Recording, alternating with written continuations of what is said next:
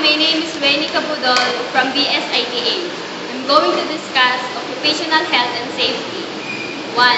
Always ground or discharge yourself before touching any part of the computer. 2.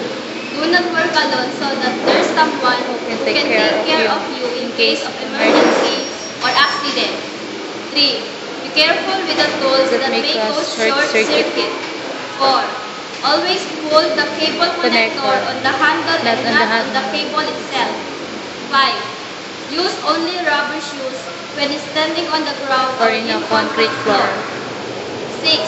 Make sure that the pins are properly aligned when connecting a cable connector.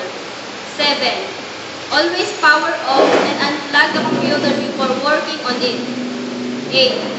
Take away any liquid such as mineral water or soft drinks near your working area or near computers. 9.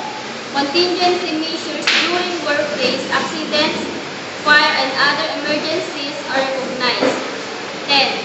Personal protective equipment is correctly used in accordance with Organization CHS procedures and practice. Thank you. Hi, my name is Michelle Aguil Santos from SITA.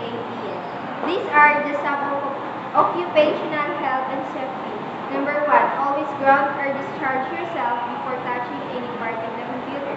Number 2, do not work alone so that there's someone